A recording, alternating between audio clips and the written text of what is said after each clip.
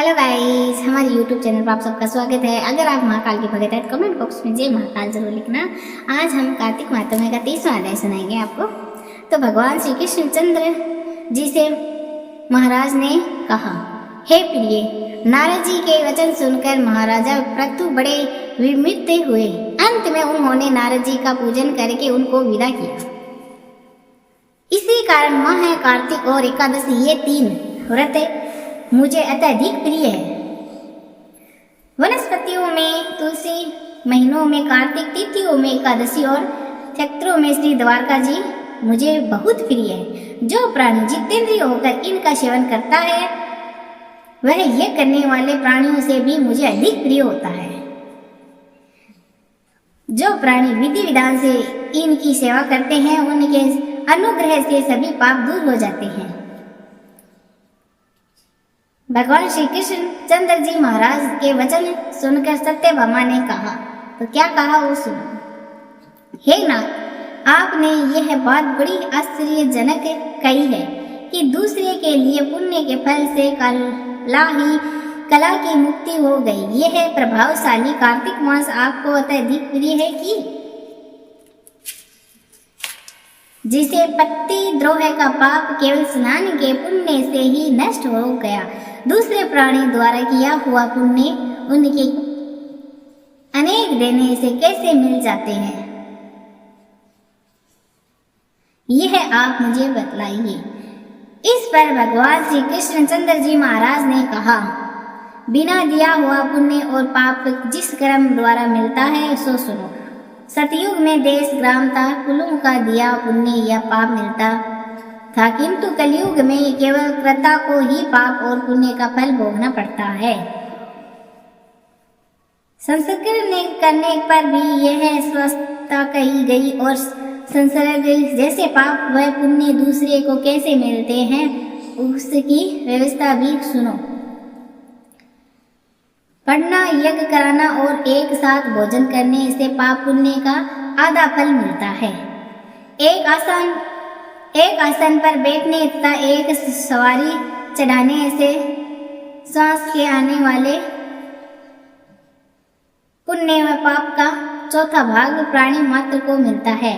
स्पर्श करने, भोजन करने और दूसरे की स्तुति करने से पुण्य और पाप का 6वां भाग मिलता है। दर्शन करने, सुनने तथा ध्यान करने से मनुष्य को पुण्य और पाप का 10वां अंश मिलता है। दूसरे की निंदा, चुगली और धिक्कार करने से उसका 4वां भाग मिलता है। पुण्य करने वाले मनुष्य की जो कोई सेवा करता है वह सेवा का भाग लेता है और अपना पुण्य उसे देता है। स्त्री, नौकर और शिष्य के अतिरिक्त जो मनुष्य दूसरे से सेवा करवा कर उसको पैसा नहीं देता तो वह सेवक उसके पुण्य का भागी होता है। पंक्ति में बैठे हुए भोजन करने वालों की पतन जो व्यक्ति लांघता है वह उसको जिसकी पातल उसने लांघी है अपने पुण्य का 6वां भाग देता है। स्नान का ध्यान आदि करते हुए मनुष्य से जो व्यक्ति बातचीत करता है या उसे स्पर्श करता है वह अपने पुण्य का 6वां भाग उसे दे डालता है। जो मनुष्य धर्म के कार्य के लिए दूसरों के लिए धन मांगता है वह पुण्य का भागी होता है। ठीक उसी प्रकार जिस प्रकार दान करने वाला पुण्य का भागी होता है। जो मनुष्य कर्म का उपदेश करता है पश्चात से श्रोता से याचना करता है वह अपने पुण्य का 6वां भाग उसे देता है। जो मनुष्य दूसरों का धन चुराकर उससे धर्म करता है वह चोरी के पाप का फल भोगता है और शीघ्र ही निर्धन हो जाता है और जितना धन चुराता है वह पुण्य का भागी होता है। बिना श्रम के उतरे जो मनुष्य मर जाते हैं उनको ऋण देने वाले उज्जैन पुण्य के भागी होते हैं। शिक्षा देने वाला, सलाह देने वाला, सामग्री को जुटाने वाला था प्रेरणा देने वाला, यह सब पाप और पुण्य के 6वें भाग को प्राप्त करते हैं।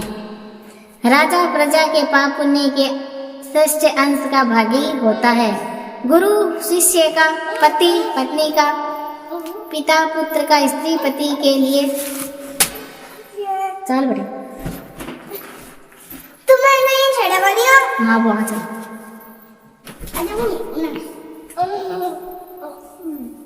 पति पत्नी का, पति पुत्र का, स्त्री पति के लिए हुए पुण्य का 6वां भाग पति है। पति को प्रसन्न करने वाली आज्ञाकारी स्त्री और पति के लिए हुए पुण्य का आधा हिस्सा लेती है। जो पुण्य आत्मा पराये लोगों को दान करता है वह उनके पुण्य का 6वां भाग प्राप्त करता है। जीविका देने वाला मनुष्य जीविका ग्रहण करने वालों मनुष्य के पुण्य के 6वें भाग को प्राप्त करता है।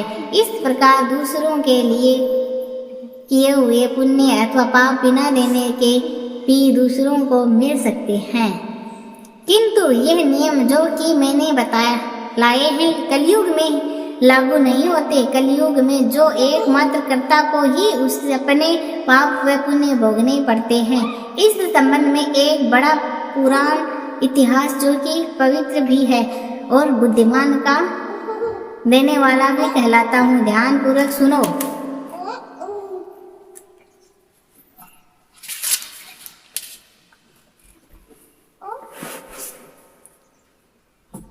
इकतीसवां अध्याय।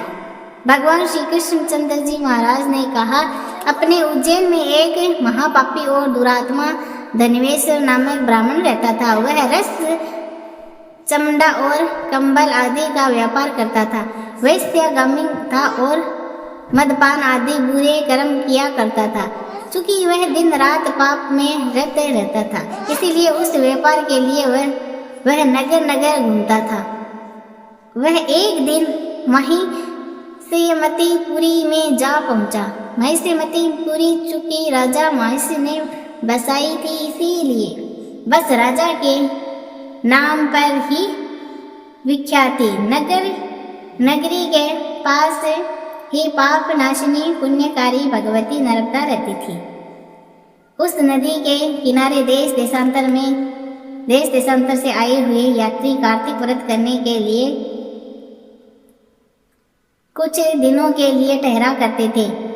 उन कार्तिक व्रत करने वाला प्राणियों को वहां ठहराकर देखकर वह दुष्ट धनेश्वर जी इधर उधर व्यापार करता हुआ 1 मास के लिए वहां ठहर गया। अपने माल को बेचता हुआ वह नर्मदा नदी के तट पर घूमता हुआ ब्राह्मणों को देव पूजा में अवसर लगा हुआ वह देखता ही कोई तो पुराण पढ़ रहा है और कोई सुन रहा है, कोई भगवत कीर्तन कर रहा है तो कोई भजन सुन रहा है, कोई ध्यान में लीन है और कोई तुलसी की माला धारण किए हुए है। बस इसी तरह वह भक्तों के बीच में रहा और वैष्णवों के दर्शन करता रहा, उनको स्पर्श करता रहा, उससे वार्तालाप करता रहा और भगवान विष्णु के नाम स्मरण के पुण्य का अर्जित करता रहा। वह कार्तिक के व्रत उद्यापन विधि था जागरण को भी देखता रहा। उसने पूर्णिमा को देखा कि व्रती ब्राह्मण गुरुओं को भोजन करवा रहे हैं और उनको दक्षिणा आदि भी दे रहे हैं।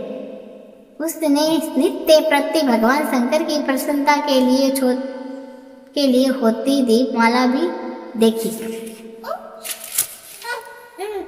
चित्रपुर नामक राक्षस के 3 गुरुओं को भगवान शंकर ने इसी तिथि को जलाया था। इसी कारण भगवान शंकर के भगत इसी तिथि को दीप उत्सव मनाते हैं। जो मनुष्य मुझ में और भगवान शंकर में अंत मानता है उसी की संपूर्ण क्रिया निष्फल हो जाती है। धनवेश्वर वहां की पूजा विधि देखता हुआ इधर उधर घूम रहा था कि उसे एक काले सर्प ने काट लिया और वह भूमि पर गिर पड़ा।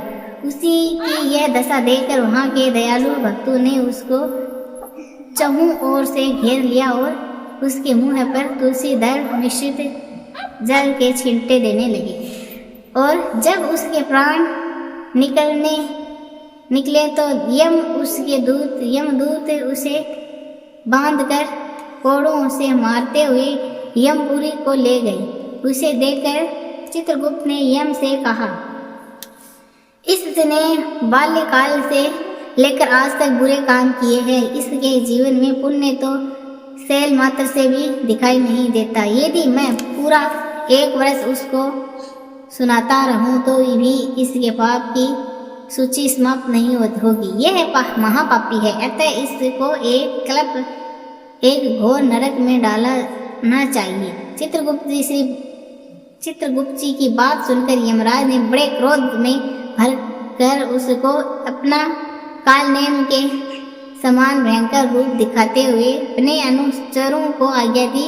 उसने कहा, हे प्रेत सेनापतियों, इस दुष्ट मूर्ति को मुगदरों में से मारते हुए कुंभी पाक नरक में फेंक दो। भगवान श्री कृष्णचंद्र जी महाराज ने कहा। यह सुनकर प्रेत सेनापति ने मुगदरों को से उसको सिर तोड़ते हुए कुंभी पाल नरक में ले जाकर खोलते हुए तेल की कढ़ाई में छोड़ दिया। प्रेत सेनापतियों ने ज्यों ही उसे तेल की कढ़ाई में फेंका, त्यों ही लपलपाती हुई आग अपने आप ठंडी हो गई। जैसे ही प्रहलाद को अग्नि में डालने से वह अग्नि ठंडी हो गई थी। यह विचित्र घटना देखकर प्रेत सेनापतियों ने यमराज के पास जाकर सारा वृत्तांत कहा। यमराज भी सारा हाल सुनकर आश्चर्यचकित रह गए और धनवेश्वर को अपने पास बुलाकर स्थिति पर विचार करने लगे। उस समय नारायण का कीर्तन करते हुए देव ऋषि नारद जी वहां आ चुके और यमराज से कहने लगे, हे अरुण अनंत यमराज, यह महाब्राह्मण नरक में डाले जाने के योग्य नहीं है, क्योंकि इसने अंत समय में कुछ शुभ कर्म किए हैं जो कि नरक यातना को नष्ट करने वाला है। जो लोग भगवान भक्तों का दर्शन करते हैं, उनसे वार्तालाप करते हैं और उनका स्पर्श करते हैं, चाहे उन्होंने कोई पुण्य कर्म न किया हो, सहज स्वर्ग के अधिकारी हो जाते हैं। अतः धनवेश्वरी पुण्यात्माओं के स्वर्ग का अधिकारी हो गया है। अतः यह पुण्यात्मा है, इसे यक्ष योनि दो और केवल इस पाप भोग करने वाले नरक दिखा दो। भगवान श्री कृष्णचंद्र जी महाराज ने कहा। जब देव ऋषि नारद ऐसा कहकर चले गए तो धनवेश्वर को पुण्य आत्मा समझते हुए यमराज ने दूतों को उसे नरक दिखाने की आज्ञा दी।